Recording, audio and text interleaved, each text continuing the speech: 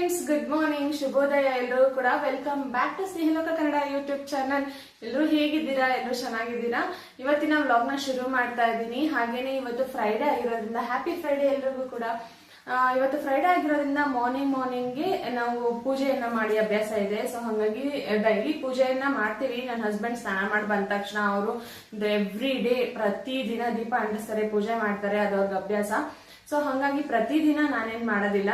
So Fridays ಅಥವಾ Monday 2 ದಿನದಲ್ಲಿ 1 ದಿನ ನಾನು ಪೂಜಾ ಐಟಮ್ಸ್ ಎಲ್ಲ ನೀಟಾಗಿ ಕ್ಲೀನ್ ಮಾಡಿ ದೇವ್ರ ಮನೆ ಎಲ್ಲ ಫುಲ್ ನೀಟಾಗಿ ಕ್ಲೀನ್ ಮಾಡ್ಬಿಟ್ಟು ನಾನು ಪೂಜೆಯನ್ನ ಮಾಡ್ತೀನಿ. ಸೊ ಇವತ್ತು ಫ್ರೈಡೆ ಆಗಿರೋದ್ರಿಂದ ಇವತ್ತು ಮಾಡ್ಬೇಕು, ಆದ್ರೆ ಮಾರ್ನಿಂಗ್ ನನ್ಗಾಗಲ್ಲ ಅಂತ ಅನ್ಕೋತೀನಿ. ಯಾಕೆ ಅಂತ ಹೇಳಿದ್ರೆ ನಾನು ಸ್ವಲ್ಪ ಬ್ಯಾಂಕ್ ಹತ್ರ ಹೋಗಿ ಬರ್ಬೇಕು. ಬ್ಯಾಂಕ್ ಅಲ್ಲಿ ಸ್ವಲ್ಪ ಕೆಲಸ ಇದೆ, ಹಾಗಾಗಿ ಬ್ಯಾಂಕ್ ಹತ್ರ ಹೋಗಿ ಬಂದ್ಬಿಡೋಣ, ಫಸ್ಟ್ ಆ ಕೆಲಸ ಮುಗಿಸೋಣ ಅಂತ ಅನ್ಕೊಂಡಿದೀನಿ.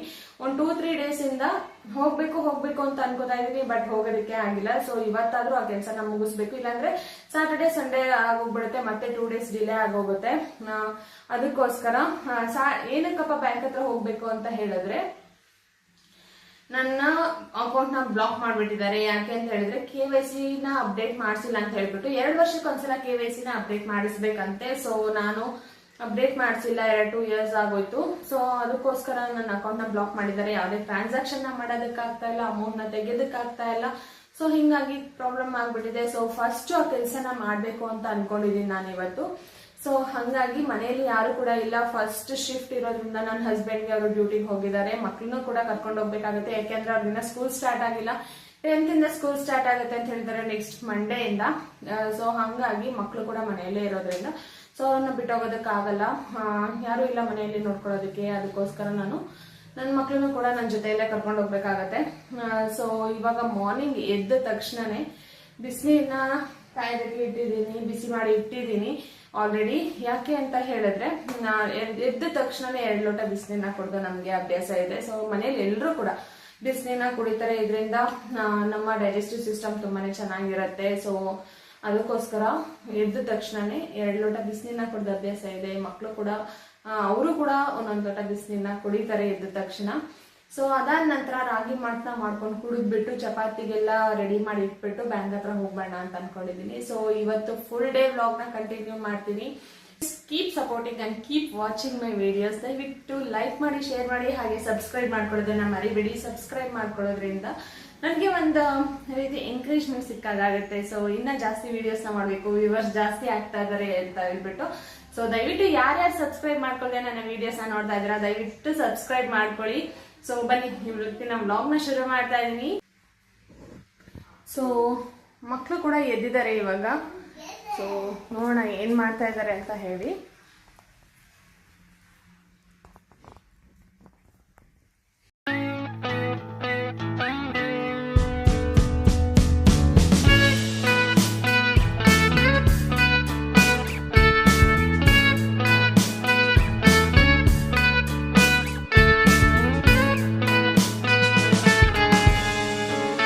Good morning.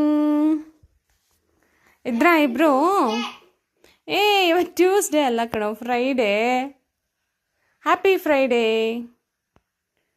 ಹೇಳಿ. ಹ್ಯಾಪಿ ಫ್ರೈಡೇ ಚಿನ್ನಮ್ಮ. ನೀನು ಗುಡ್ ಮಾರ್ನಿಂಗ್. ಏನು ಹಂಗೆ ನೋಡ್ತಾ ಇದ್ದೀರಾ ಬೆಳಗ್ಗೆನೆ? ಹಾಂ, ಏನು ಹಂಗೆ ನೋಡ್ತಾ ಇದ್ದೀರಾ ಬೆಳಗ್ಗೆನೆ? ನಿದ್ದೆ ಇನ್ನೂ ಮುಗ್ದಿಲ್ಲ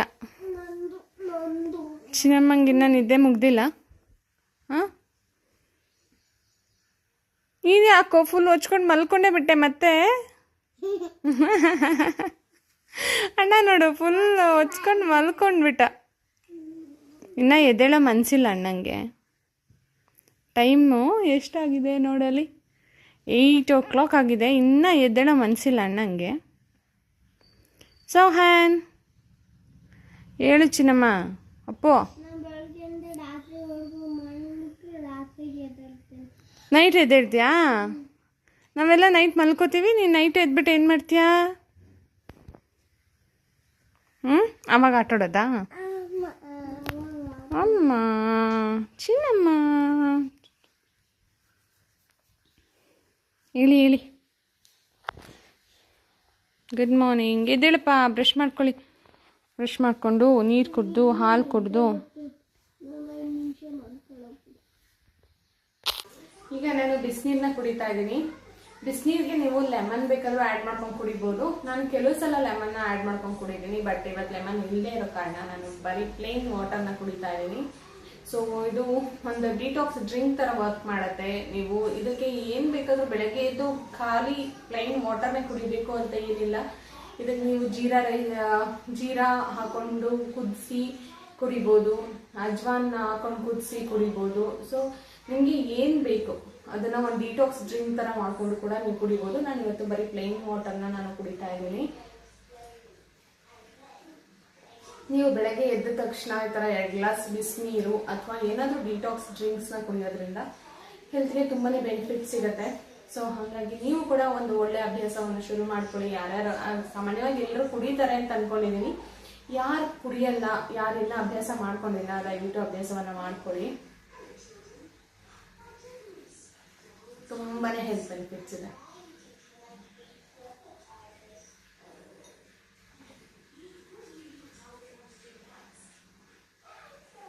ಇವಾಗ ಹೇಗೆ ರಾಗಿ ಮಾಲ್ಟ್ನ ಮಾಡ್ತೀನಿ ನಾನು ಅಂತ ತೋರಿಸ್ಕೊಡ್ತೀನಿ ನಿಮಗೆ. ನೋಡ್ತಾ ಇದ್ದೀರಲ್ಲ, ಇದು ರಾಗಿ ಮಾಲ್ಟ್ ಪೌಡರು. ಸೊ ರಾಗಿ ಮಾಲ್ಟ್ಗೆ ಅಂತಲೇ ಸಪ್ರೇಟಾಗಿ ನಾವು ಇದನ್ನು ಮಾಡಿ ಇಟ್ಕೊಂಡಿದ್ದೀವಿ. ಇದಕ್ಕೆ ನಾವು ಎಲ್ಲದನ್ನು ಕೂಡ ಮೊಳಕೆಯನ್ನು ಕಟ್ಬಿಟ್ಟು ಇದನ್ನು ಮಾಡಿ ಇಟ್ಕೊಂಡಿರೋ ಅಂಥದ್ದು. ತುಂಬ ಒಂದು 8-10 ಥರ ನಾವು ಕಾಳುಗಳನ್ನು, ಬೇಳೆಗಳನ್ನ ಇದಕ್ಕೆ ಯೂಸ್ ಮಾಡ್ಕೊಂಡಿದ್ದೀವಿ. ಸೊ ನೆಕ್ಸ್ಟ್ ಟೈಮ್ ನಾನು ರಾಗಿ ಮಾಲ್ಟ್ನ ಹೇಗೆ ಮಾಡಿದ್ವಿ ಅನ್ನೋದನ್ನು ನಾನು ತೋರಿಸ್ತೀನಿ. ಇನ್ನೊಂದು ಸ್ವಲ್ಪ ಇದೆ ಅಷ್ಟೇ, ನೋಡಿ ಇಷ್ಟಿದೆ. ಇದು ಖಾಲಿ ಆದ ತಕ್ಷಣ ನೆಕ್ಸ್ಟ್ ಮಾಡ್ತೀವಲ್ವ ನಾವು, ಆವಾಗ ನಾನು ನಿಮಗೆ ವ್ಲಾಗಲ್ಲಿ ಶೇರ್ ಮಾಡ್ಕೋತೀನಿ ಹೇಗೆ ನಾವು ಮಾಡ್ತೀವಿ ಅಂತ ಹೇಳಿಬಿಟ್ಟು. ಸೊ ನೋಡಿ, ಈ ಥರ ಇದೆ ರಾಗಿ ಮಾಲ್ಟು.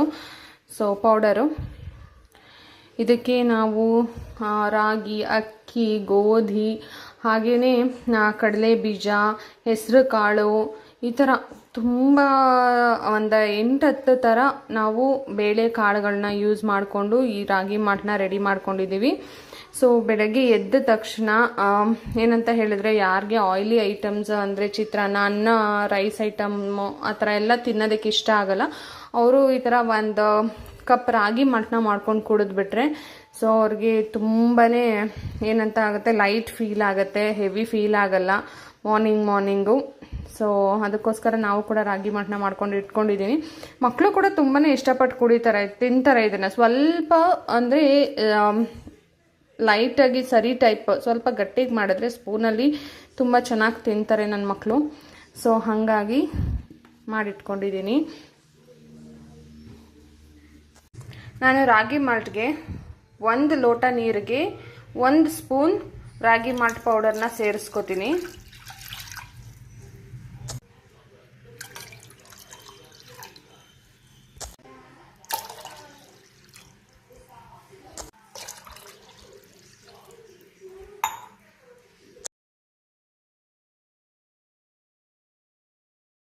ಅಲ್ಲಿ ನಾನು 4 ಸ್ಪೂನ್ ರಾಗಿ ಮಾಲ್ಟ್ ಪೌಡರ್ನ ಇದಕ್ಕೆ ಇವಾಗ ಆ್ಯಡ್ ಮಾಡ್ಕೋತೀನಿ.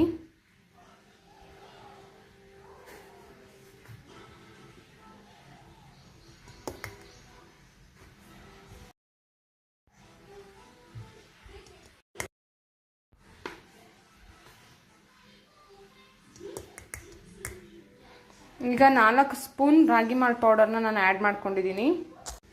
ಈಗ ನೋಡ್ತಾ ಇದ್ದೀರಲ್ಲ, ಇದಕ್ಕೆ ನಾನು ಸ್ವಲ್ಪ ಬೆಲ್ಲವನ್ನು ಸೇರಿಸ್ಕೊತಾ ಇದ್ದೀನಿ. ಕೆಲವರು ಸಾಲ್ಟ್ನ ಆ್ಯಡ್ ಮಾಡ್ಕೋತಾರೆ, ಬಟ್ ನಾನು ಸಾಲ್ಟ್ನ ಆ್ಯಡ್ ಮಾಡಲ್ಲ, ಬೆಲ್ಲನ ಸೇರಿಸ್ಕೋತೀನಿ. ಯಾಕೆಂದರೆ ಮಕ್ಕಳು ಕೂಡ ಇಷ್ಟಪಟ್ಟು ತಿಂತಾರೆ ಸ್ವಲ್ಪ ಸ್ವೀಟ್ ಇದ್ದರೆ. ಸೊ ಅದಕ್ಕೋಸ್ಕರ ನಾನು ಬೆಲ್ಲನ ಸೇರಿಸ್ಕೋತೀನಿ. ನಾವು ಒಲೆ ಮೇಲೆ ಇಡೋದಕ್ಕಿಂತ ಮುಂಚೆನೇ ಹೀಗೆ ನೀಟಾಗಿ ಮಿಕ್ಸ್ ಮಾಡಿಕೊಂಡು ಹೀಗೆ ತಿರುಗಿಸ್ತಾನೆ ನಾವು ಇದನ್ನು ಬೇಯಿಸ್ಕೋಬೇಕು, ಇಲ್ಲಾಂದರೆ ಗಂಟುಗಳಾಗ್ಬಿಡತ್ತೆ. ನೋಡಿ, ನೀಟಾಗಿ ಮಿಕ್ಸ್ ಮಾಡ್ಕೊಂಡಿದ್ದೀನಿ. ಇವಾಗ ಸ್ಟವ್ ಹಚ್ಬಿಟ್ಟು ಒಲೆ ಮೇಲೆ ಇಟ್ಕೊಂಡು ಪ್ರಿಪೇರ್ ಮಾಡ್ಕೊಳ್ಳೋದು. ಈಗ ಸ್ಟವ್ನ ಹತ್ತಿಸ್ಕೊಂಡಿದ್ದೀನಿ. ಸೊ ಇವಾಗ ಈ ಥರ ನಾವು ತಿರುಗಿಸ್ತಾನೇ ಇರಬೇಕು ಇದನ್ನು, ಇಲ್ಲದೆ ಹೋದರೆ ಗಂಟುಗಳಾಗ್ಬಿಡತ್ತೆ. ನೀಟಾಗಿ ತಿರುಗಿಸ್ತಾ ಇದ್ದರೆ ಗಂಟುಗಳಾಗೋದಿಲ್ಲ. ಸೊ ಬೆಲ್ಲ ಕೂಡ ನೀಟಾಗಿ ಮೆಲ್ಟ್ ಆಗೋವರೆಗೂ ನಾವು ಈ ಥರ ತಿರುಗಿಸ್ಕೋಬೇಕಾಗತ್ತೆ.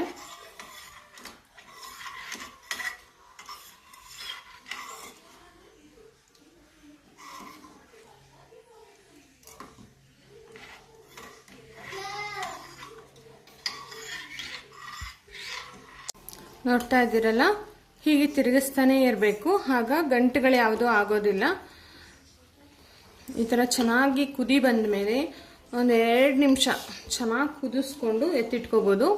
ಇದಕ್ಕೆ ನೀವು ಮಕ್ಕಳಿಗೆ ಕೊಡೋದಾದರೆ ಹಾಲನ್ನು ಕೂಡ ಮಿಕ್ಸ್ ಮಾಡ್ಕೊಬೋದು. ಕಾಯಿಸ್ಬಿಟ್ಟು ಹಾಲನ್ನು ಈ ಮಾಲ್ಟ್ಗೆ ಮಿಕ್ಸ್ ಮಾಡಿ ಕೊಡ್ಬೋದು. ಹಾಗೆಯೇ ಡ್ರೈ ಫ್ರೂಟ್ಸ್ ಪೌಡರ್ ಕೂಡ ಮಿಕ್ಸ್ ಮಾಡ್ಕೋಬೋದು.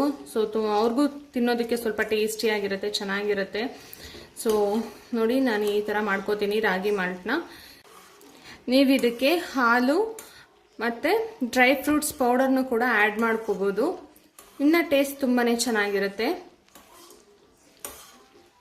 ನೋಡಿ, ಈ ಕನ್ಸಿಸ್ಟೆನ್ಸಿಯಲ್ಲಿ ನಾನು ಇವತ್ತು ರಾಗಿ ಮಾಲ್ಟ್ನ ಮಾಡ್ಕೊಂಡಿದ್ದೀನಿ. ತುಂಬಾ ಹೆಲ್ತಿಯಾಗಿರುತ್ತೆ.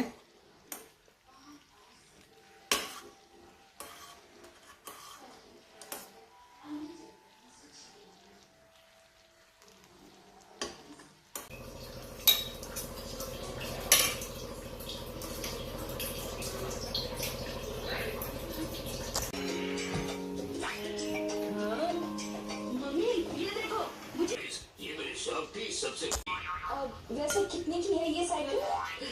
ज्यादा भी नहीं मैडम जी, बस 10,000 में आ जाएगी। हाँ, ये सही है।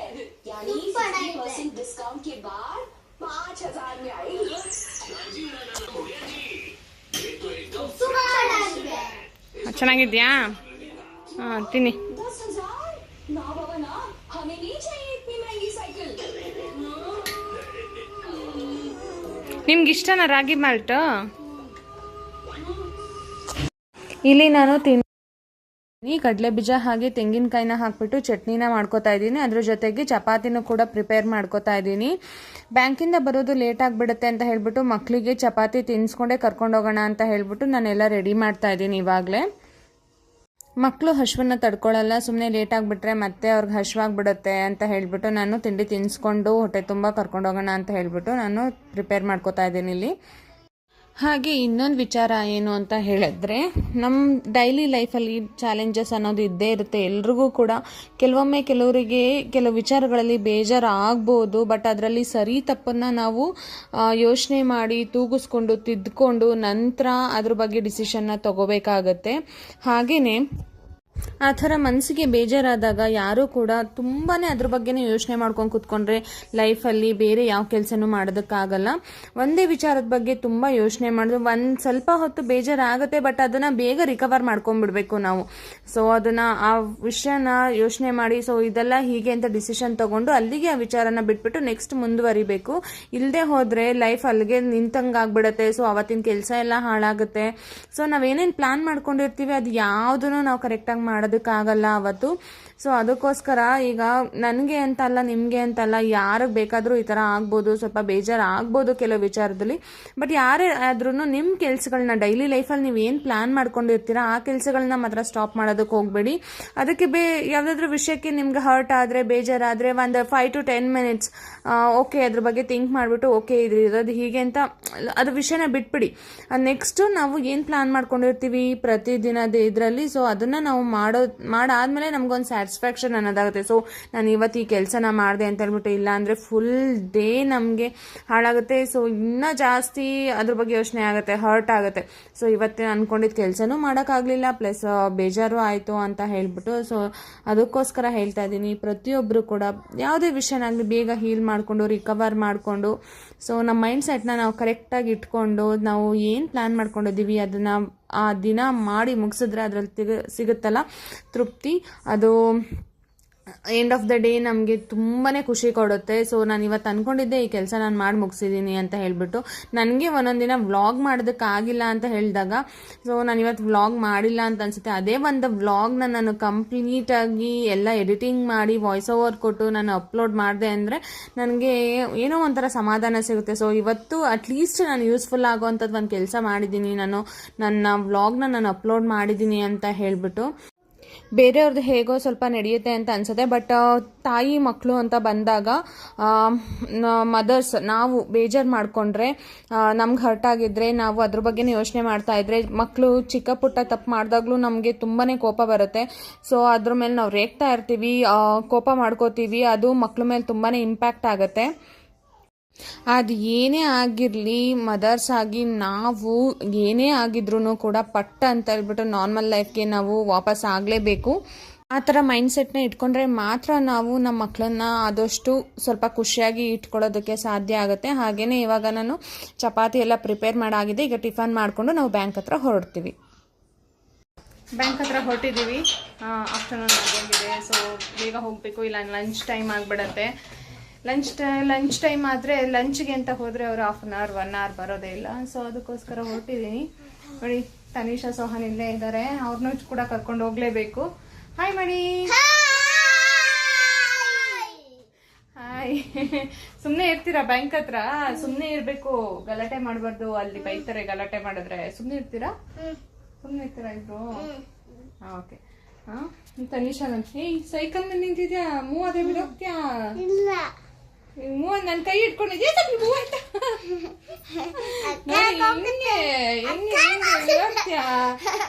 ಏನ್ ಬ್ಯಾಲೆನ್ಸ್ ಮಾಡ್ತಾ ಇದ್ಯಾ ನಿಂತ್ಕೊಂಡು? ಬಿದ್ರೆ ಬುಡ ಹೊಡೆದೋಗುತ್ತೆ. ಇಲ್ಲ, ನಿನ್ ಕೈ ಇಟ್ಕೊಂಡಿದ್ಯಲ್ಲ.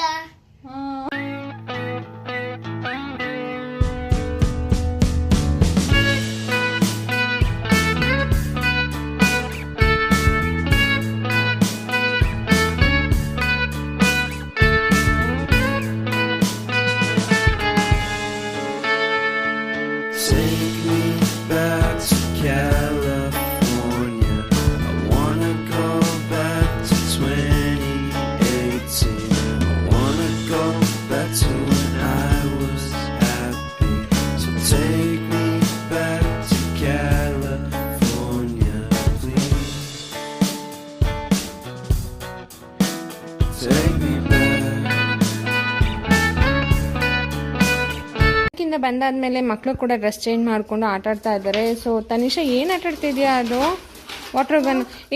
ಅಪ್ಪು, ಅಲ್ಲಿ ಕಿಟಕಿ ಹೊಡೆಯುತ್ತೆ ನಿನ್ಗೆ. ಅಲ್ಲಿ ಸೈಕಲ್ ಹೊಡೆಯೋದಕ್ಕಾಗತ್ತಾ? ಆಚೆ ಹೊಡುವಂತೆ ಬಿಡು. ವಾಟರ್ ಗನ್ ಅಲ್ಲಿ ಎಲ್ಲ ಅಣ್ಣಂಗೆ ನೀರು ಹಾರಿಸ್ತೀಯ ನೀನು? ಬೇಡ. ಅಲ್ಲಿ ಗೋಡೆಗೆ ಹಾಕ್ತಾ ಇದೆಯಾ ನೀರು? ಬೇಡ ಬೇಡ ಬೇಡ. ಜೋರಾಗಿ ಪ್ರೆಸ್ ಮಾಡಬೇಕು. ಖಾಲಿ ಆಯ್ತಾ?